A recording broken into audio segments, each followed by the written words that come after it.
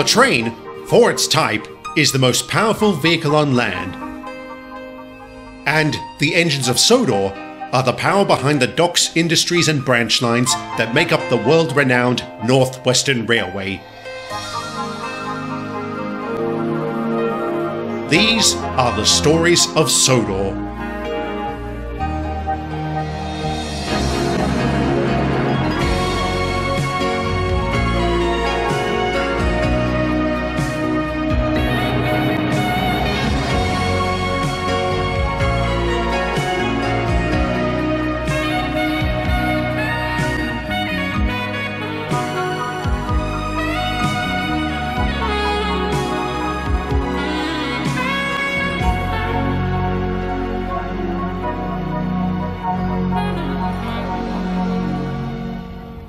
By 1964, the dieselisation of British railways was in full swing. I once said this began sensibly enough with the pilot scheme. What I didn't mention is that's where it ended. I'll spare you the details, otherwise we'll be here all day, but to give you some idea how flawed its implementation was, some of the diesels produced during this time were actually withdrawn in favour of the steamies they were meant to replace. However, I would be lying if I said they were all duds. Some performed exceptionally well, but it really did feel like a lottery whether BR would create a useful unit or not. This, coupled with our past experience, is why we were less than enthusiastic to learn more would be coming to the Northwestern region. The first was a faceless 08 that took over as the new station pilot for Barrow. Yes, it seems Dr. Beeching wanted to restructure its entire workforce. Needless to say, Sheffield was not happy about being replaced, but perked up when he was sent to the Waterton branch. Next to arrive was a Class 17 named Derek, a jolly and enthusiastic chap. He worked on the Farquhar branch for a time. I say for a time because it was no secret his class was infamous for breaking down. This happened frequently, especially when trying to climb hills, so the Fat Controller also assigned him to the Waterton branch since it was relatively level. The main line received a new addition in the form of a Class 46 named Francis, and he was a force to be reckoned with. Fast, reliable, sturdy, he was everything British Railways wanted of its diesels. Unfortunately, he had an awful personality. He balked at shunting, despised goods work, and gloated about his performance every chance he got. Then there was the 07 assigned to our line. His name was Salty, and I'm pleased to say he was exceptional. Before arriving on Sodor, he worked at Southampton Docks, one of the largest and busiest ports in the country, so it was child's play for him to keep Brendam shipshape. As a bonus, he had no technical issues and was truly a delightful fellow. In fact, I'm convinced he must have been a pirate in another life. What do you do with a drunken sailor? What do you do with a drunken sailor? What do you do with a drunken sailor early in the morning? Put him in the longboat until he's sober? More like the brig. There isn't a captain alive who would tolerate a sailor being drunk at his post. He also wouldn't tolerate a crewman fraternizing with the local ladies. I'll bet that's tougher to control. By oath, matey, every time a ship made port at Southampton, there was always a spike in pregnancies 9 months later. Yeah, that happens here too. You reckon they ever think about what might happen after a night of shagging? I once asked a sailor that exact question. He flat out said no. So I pressed further and asked, then why do it? He said, because it's fun, and I'm a sucker for a pretty face. I know the feeling. What? You're looking mighty cheerful today, Bruce. I've got a lot to be cheerful about, Salty. Fellas, I'm in love. Oh yeah? What's his name? Derek. You mean that bloke with teething problems? Don't you mean toothache? Alright, so I misheard, and not for the first time. Are you really in love with him? No, you dummy. I met a new diesel at Wellsworth. She'll be running commuter trains on the main line. We got chatting and I could tell she likes me. Are you sure she isn't Gaga? The only one who was Gaga was me. She sounds like a mighty fine lass, me hearty. What's her name?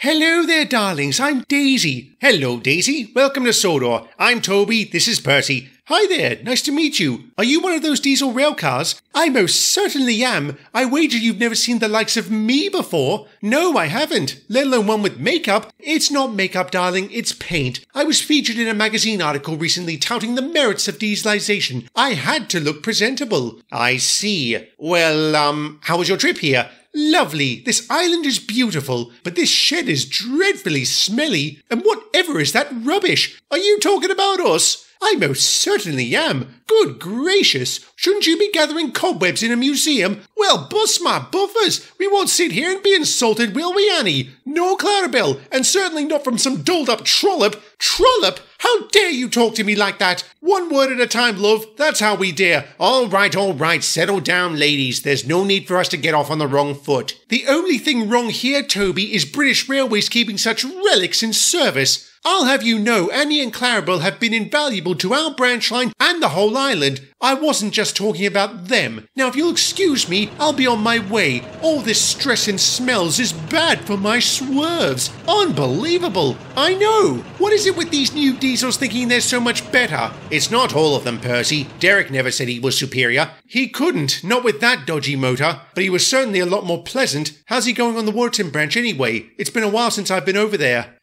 Do you really want to know?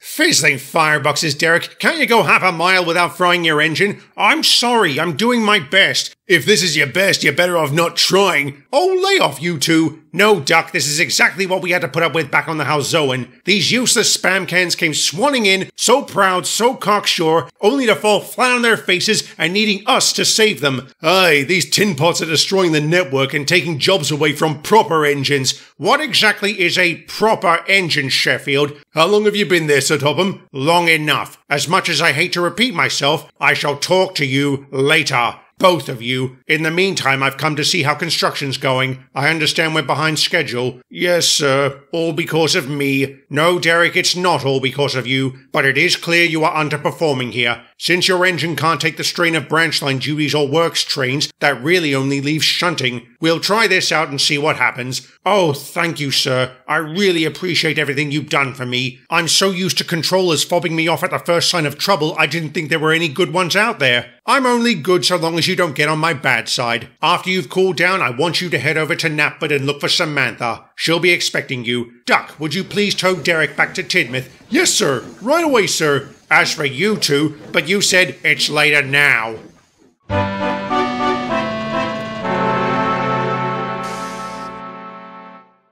Look at me! I'm the latest diesel. Highly sprung and right up to date. You won't want bumpy old coaches like Annie and Clarabelle after experiencing me. I can believe that. Well, hello there, darling. I'm Daisy. Who might you be? Oi, Frank! I've got a bone to pick with you.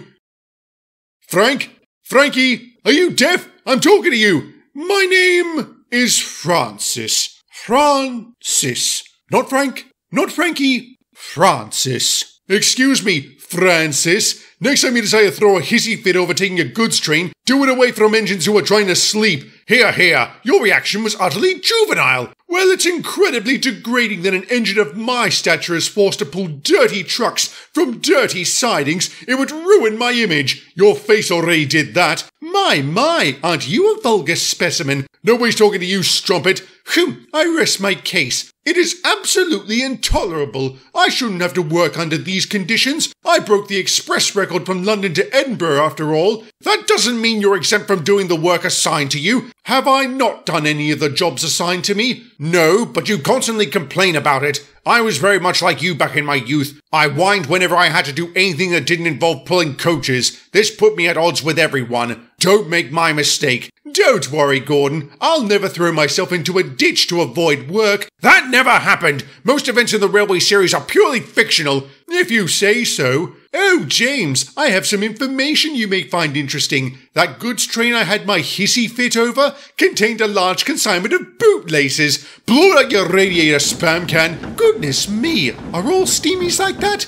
Based on my experience, yes. Everywhere I've been in Britain, they've given me naught but contempt. Since you asked that question, can I assume you're fresh out of the works? You can. This is my first assignment. I'm keen to do a good job, but I'm concerned these steamies will affect my performance. Don't worry about that, my dear. I've been in service for several years now and have carried tens of thousands of passengers. Follow my lead and you won't go wrong. I wish I could say his advice ended in disaster, but it didn't. Frances taught the railcar well. She quickly settled into her new position and provided commuters with a safe, comfortable and timely ride. They complimented her for her performance, which started to go to her head. Encouraged by Frances, she became just as insufferable as the Class 46. This disruptive duo antagonized many others, including Derek. The Class 17 did relatively well as a shunter. He followed instructions and was eager to please, but his motor kept acting up. Sometimes when it was close to overheating, he had to stop and let it cool. This caused a handful of delays, and he was blamed for it. Frances was particularly harsh on him, referring to the poor chap as a failure and an embarrassment.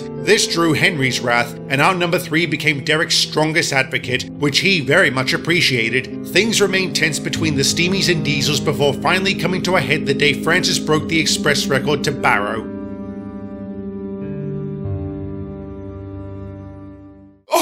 Sometimes it really is hard being such a large and splendid engine. One does have to keep up appearances. Oh, pipe down, fat face. Now, Gordon, no need to be sore. Someone was bound to break your record. Yes, but why did it have to be you? Because I'm better. You're not better than anyone, Frank. My name is Francis, you failure. Back off, spam can. I don't get how you can defend this tin pot, Henry. James, it's not his fault he was built with a dodgy motor. Nobody should develop some stamina. We take our trains on a single cylinder if we have to, whereas they just moan for a fitter when the going gets tough. At least we can be repaired in a fraction of the time and at very little cost. There's more to being a proper engine than being economical. It takes dedication, humility, and fortitude. Gordon, I'm a record holder. There's nothing wrong with my dedication, but there's plenty wrong with your attitude. I'm the one with a problematic attitude. Once an engine attached to a train was afraid of a few drops of rain. Ugh, your ignorance is astounding. No, it's disgraceful, disgusting, despicable, No! We mean, no need for us to interrupt you, Sir Topham. What were you going to say? Disruptive. That's what this steamy versus diesel nonsense is becoming. I should have stepped in sooner, but I thought you were mature enough to come to your senses. Clearly I was wrong. Well, this ends now. I hope that means you'll tell these kettles to stop patronizing us, or that you'll tell these spam cans to shut it. I will do neither. Listen closely, because I'm only going to say this once. You are all equals. Nobody is superior, nobody is inferior. I don't care if an engine is faster, stronger, or more efficient. I care whether they work hard. So far, everyone here has, but your attitude needs to change. You need to stop antagonizing each other. Stop picking fights, stop bickering, and stop boasting. I'm not asking you all to become friends. I'm asking you to be cordial and cooperate when necessary. If not for yourselves, then for the good of the railway. I trust I've made myself clear and we don't have to have this conversation again. And if we do, I will be forced to make other arrangements.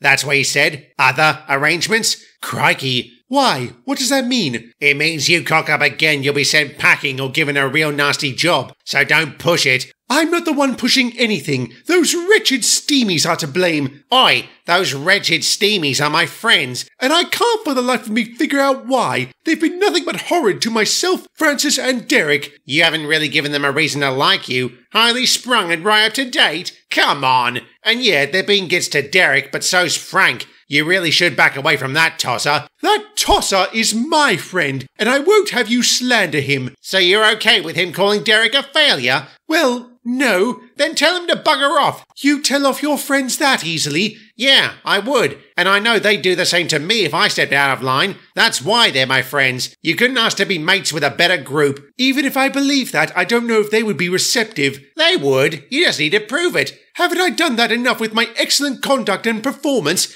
You would have if you didn't keep banging on about it. The lads like an engine that works hard and quietly. And try complimenting them when they do a good job. And just like that, they'll come around. It'll take a while, especially if you've spent ages being their enemy. But if you keep at it, they'll warm up to you. When that happens, you'll wonder how you ever got by without them. All right, I'll think about it. Thank you, Bruce. Anything for you, Daisy.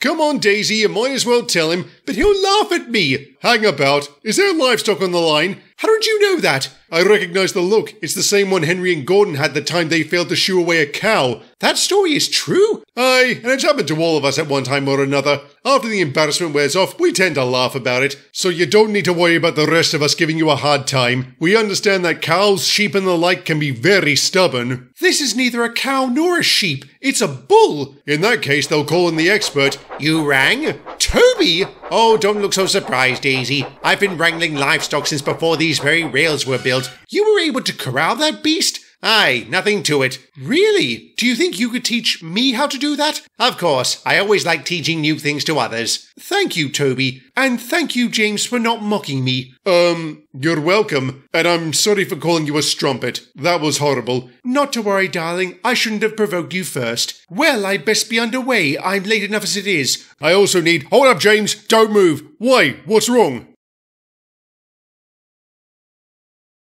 Your what has jammed? My reversing gear, which is ironically stuck on reverse. I won't be able to move forward until it's repaired. Of course I can't take my next train in this condition. Can you cover for me? Is it coaches or trucks? Trucks. Trucks! Puh! I won't go! Fine, but remember what I told you about Sir Topham's other arrangements? Oh, all right, I'll do it. But under protest, that's to be expected.